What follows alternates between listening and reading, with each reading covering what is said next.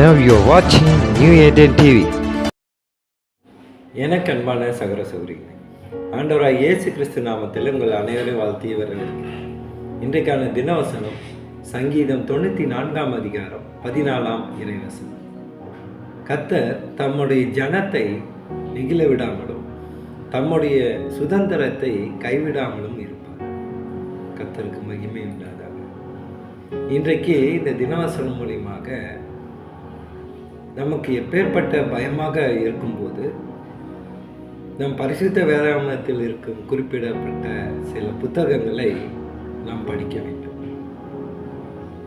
யோபு, சங்கீதம், நீதிமொழிகள் போன்ற புத்தகங்களை நாம் கட்டாயமாக படிக்க வேண்டும்.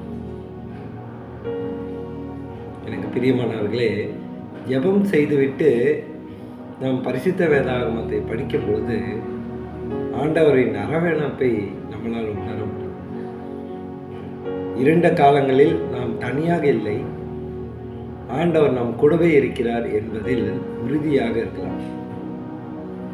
இப்படிப்பட்ட ஒரு ஆறுதலை இன்றைக்கு ஆண்டவர் இந்த வசனம் மூலமாக நமக்கு தருகிறார். அவர் தன்னுடைய மக்களை எப்பொழுதும் கைவிட மாட்டார். அதை தான் சங்கீதம் 94 அதிகாரம் 14 சொல்லுகிறது. ஆண்டவர் தன்னுடைய மக்களை ஒரு பொழுதும் கைவிட மாட்டார், தன்னுடைய சொத்தை ஒதுக்கி தள்ள மாட்டார். அவருடைய சொத்தாக எதை கருதப்படுகிறது? நாம் தான் அவருக்கு சொத்து. அவரை நேசிக்கிற நாம் தான் அவருக்கு மிக முக்கியமான சொத்து.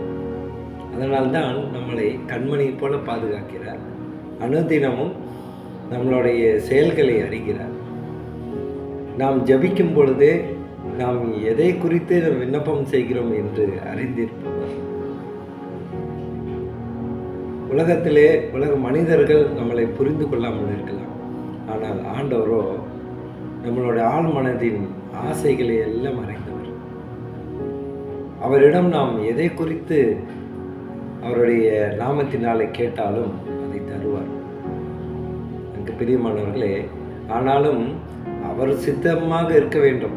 நாம் கேட்கும் விண்ணப்பங்கள் அவருக்கு சித்தமாக, அவரை மகிமைப்படுத்தும் விதமாக இருக்க வேண்டும். அப்போதுதான் தருவார் என்பதை நாம் மிகவும் தெளிவாக புரிந்து கொள்ளும்.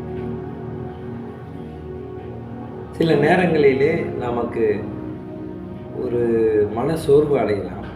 அப்பொழுது நாம் ஏன் ஆண்டவரை கூட நாம் நினைக்காமல் போக வாய்ப்புகள் உண்டு. ஏன்னா சாத்தான் அப்படிதான் செய்கிறான்.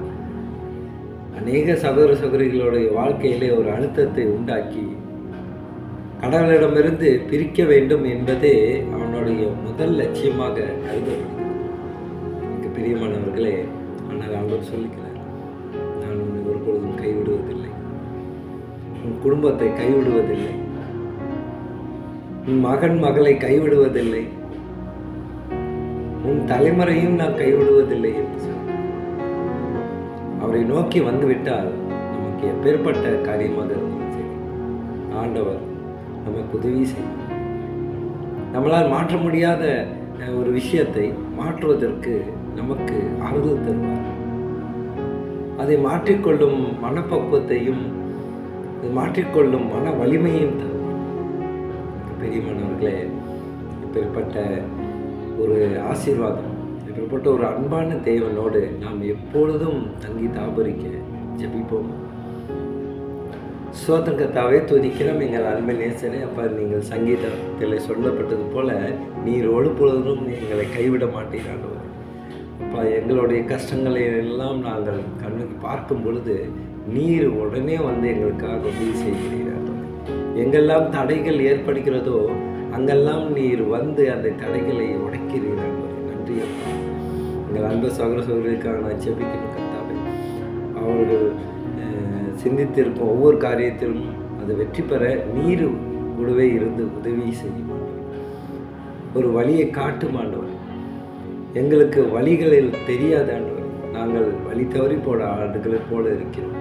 ஆனால் எங்களை அரவணைத்து எங்களை வழி நடத்தி உமது நித்திய பாதையிலே வருவதற்கு எங்களையும் தகுதிப்படுத்துகிறேன். நன்றி அப்பா. ஸ்தோத்திரம் கர்த்தாவே, துதிக்கிறோம். எங்கள் அன்பு சகோதர சகோதரிக்காக ஜெபிக்கணும் கர்த்தாவே.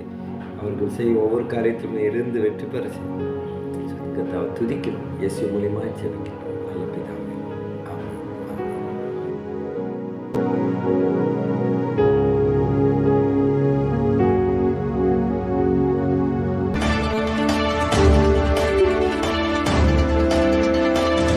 Now you're watching New Eden TV.